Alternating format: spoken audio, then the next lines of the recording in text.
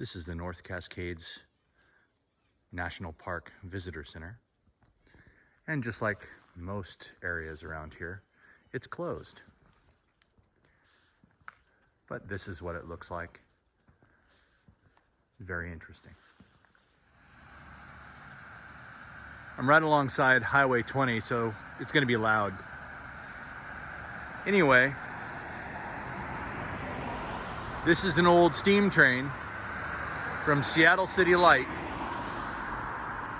made in Philadelphia in 1928. And this is how all the supplies for the two dams we're about to see were brought up here. All by steam train. This is the town of New Halem, which was known by the Skagit Native American tribe as a word I can't pronounce, but the word translates to thread. And the reason they called it that was that there's mountain goats up in these mountains. And they used to take the wool from those goats and make fabric. Quite interesting, I think. I wanted to film this. This absolutely makes me happy looking at this. If ever there was a testament to Mr. Nikola Tesla, it is this.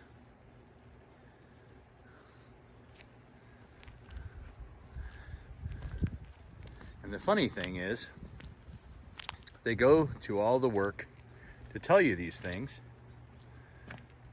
But yeah, they don't tell you anything about Nikola Tesla. And yet, if you look up, those power lines right there, those wouldn't exist without that man.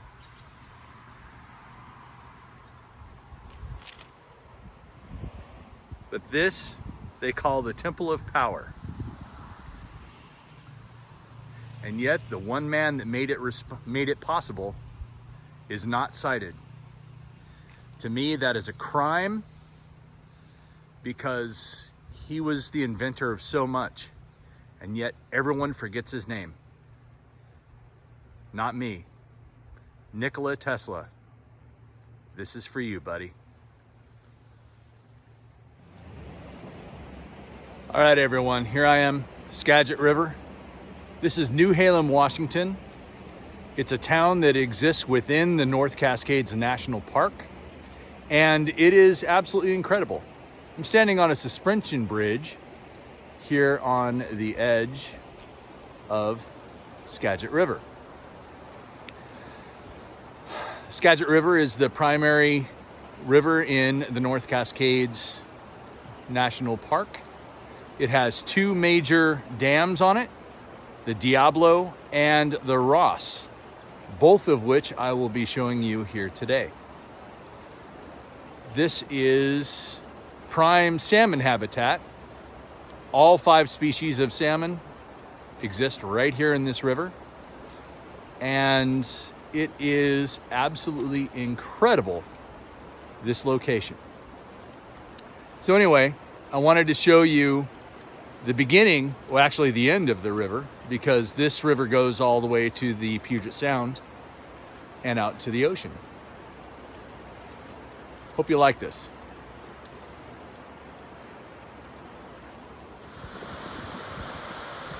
This is Gorge Creek in North Cascades National Park. Crystal clear water and impressive waterfalls. In the springtime, this thing's really roaring.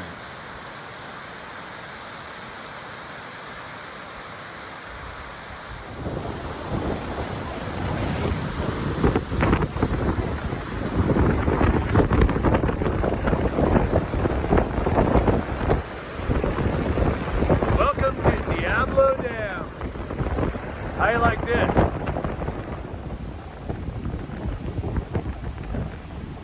Notice the Art Deco design take a good look at the water coming up.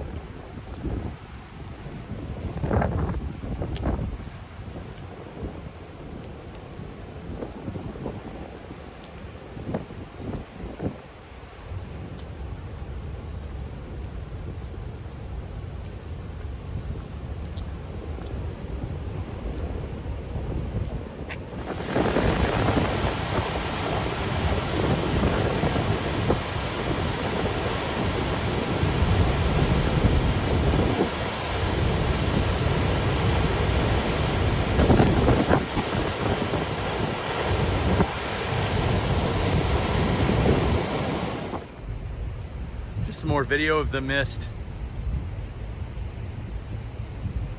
It's just absolutely incredible. And it smells amazing.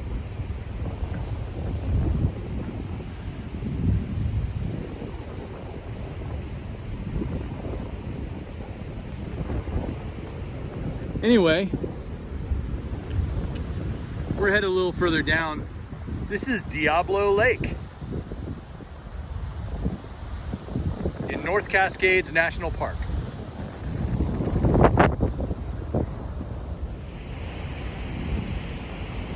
A rainbow at Diablo Dam.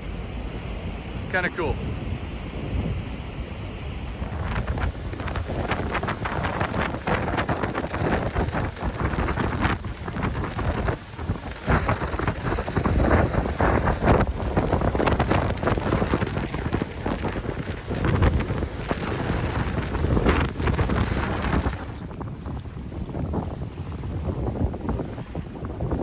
This ought to be funny.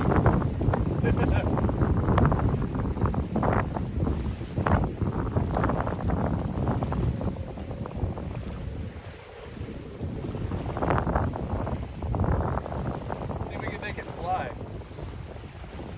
is my flag in the very first national park that I've taken it to.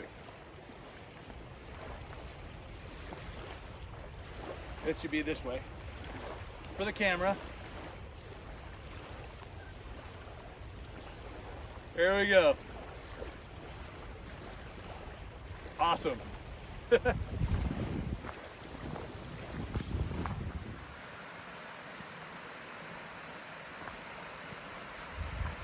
Look at this bridge. This bridge looks amazing.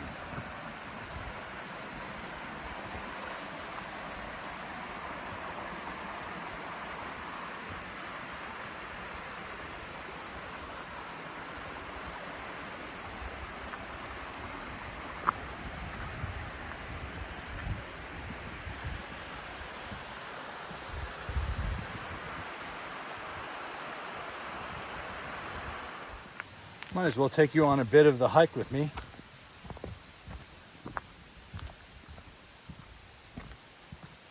We're going down to Ross Dam.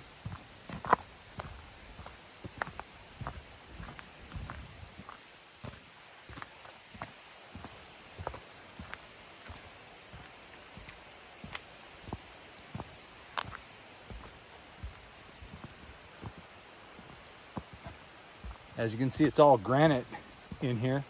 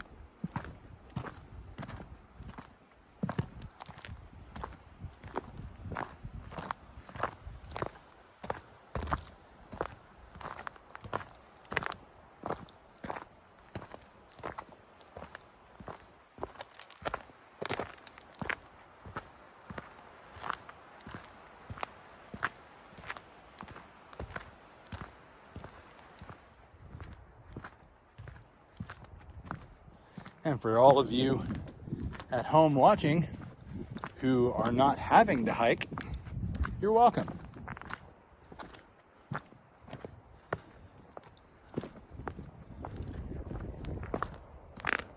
Let's go over here.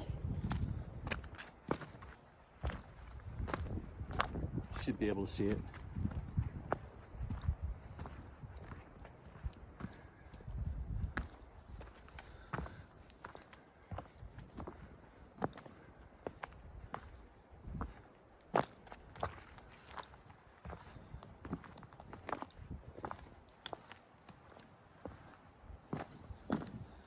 And this, ladies and gentlemen, is Ross Dam.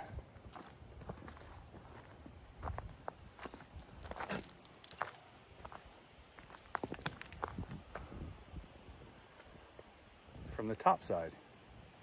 Most people see it from the bottom.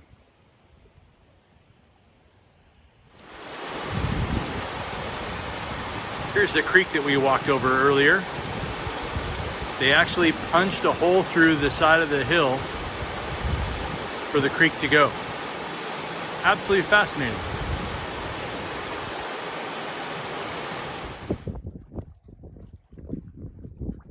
Welcome to Ross Lake. This is, of course, the Skagit River, and it's all dammed up. If you go around that corner there to the left, you'll be going dead north. And from there, this lake reaches pretty much the Canadian border.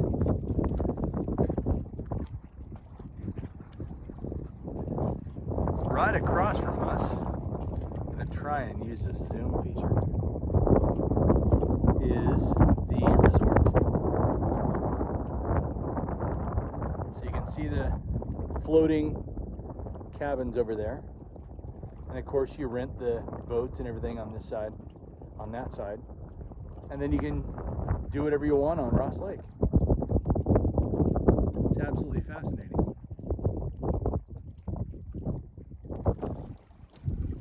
Just a quick video to show you the clarity of the water here, which is absolutely ridiculous. It's crystal clear. Here at the end of the dock, I know it's really windy, so it's difficult, but you can see the different colors of the rocks down there, and we're over 20 feet deep right here. That's how clear this water is on Ross Lake. Absolutely remarkable place. Welcome to Ross Dam. This is from the top.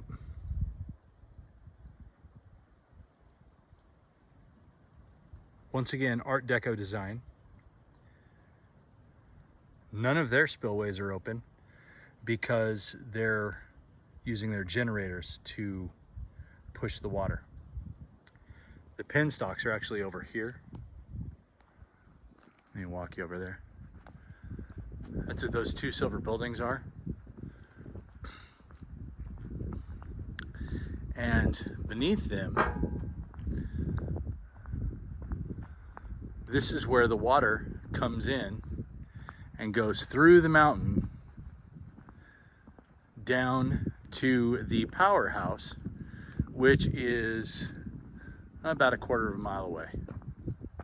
So that's where the water flows in right there. And I'm on my way to walk across the dam.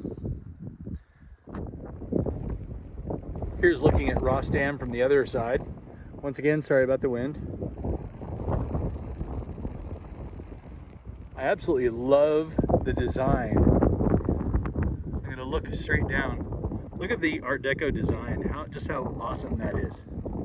Just incredible design.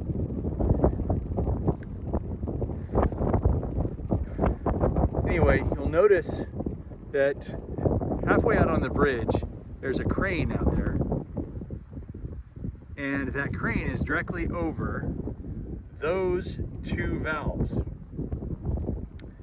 Now, the reason those valves are there is that if they had to do some sort of an emergency spill, that's the lowest part of the dam that is able to purge water from the lake. So they can raise those up, and then that water would just come shooting out. And those, I'm guessing, are about 3 feet diameter. So they could drop the lake a fair amount. But either way, that's what that structure is on the dam. It's the lowest point in which they can purge water from the lake. Looking back up, you can see the highway, Highway 20, the bridge over there, and the power lines. I'm over here, and I'm getting ready to walk on this path over to the resort. But while I'm here, might as well see what this is. It says, to the memory of Glenn Harry Smith, born March 31st, 1885 and died September 10th, 1939. He was the assistant superintendent and one of the leaders of the City Light, associated with the City of Seattle Department of Lighting from June 13th, 1909 to September 10th, 1939. The urn was placed in Ross Dam, Section 12, elevation 1327, midway between contraction joints 11 and 1250 feet from the upstream face. So Mr. Glenn Harry Smith is actually buried in this dam. Talk about amazing. That is just too cool. You helped get it built? Yeah, we're gonna make this your burial site. You can't beat that. That's just incredible. Mr. Smith, Ross Dam is yours. Well, I've been hiking up here for about an hour, and I'm the only one out here. I get to this post, and it's as if it's telling me something. I'm gonna go see what's down here. All right, well, here I am, a little bit further in on the trail, North Cascades National Park. You can see Ross Dam behind me and Ross Lake. And I'm on the edge of a cliff, just so you know. It's all good. As long as you got a few toes on the ground, you're okay. Anyway, just thought I'd give you a quick look around. This is what I see up here. I'm going to continue down to Green Point, which I believe is down on the water. And I'm going to see what it is I can see while I'm down there. Stay tuned. Now would be a good time to talk about some of the things Mr. David Paulides mentioned in his books and in his movies. And that is that there's a list that those people who go missing all typically fall within. One of them is boulder fields. Another one is a point of separation. Considering that I'm out here all by myself, I'd say that's a point of separation. I do not have a firearm with me. I don't even have bear spray with me. I do not have a personal locator beacon. Because quite frankly, even if I had one, there's really no one that would want to be bothered with receiving any of that data. So it's kind of pointless, isn't it?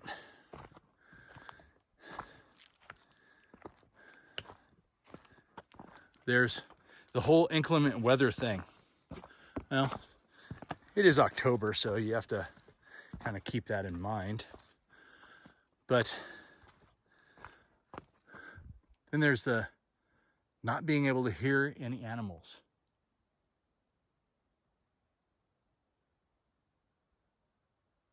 I'd say we fall into that category too. Well, I think I've ticked a lot of those boxes.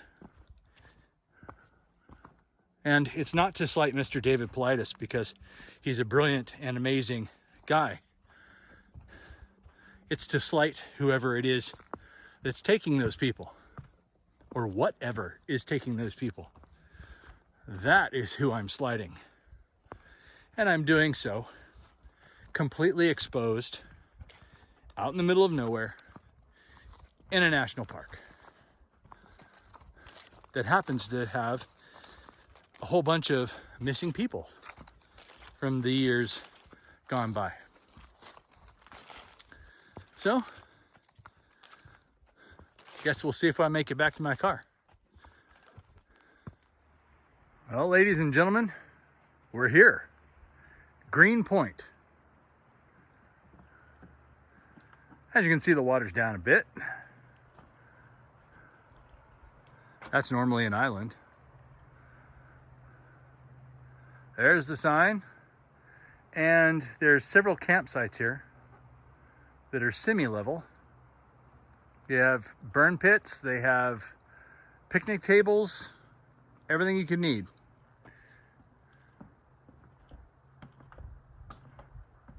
I might as well come down here and see what we got. This is as far as I'm going today.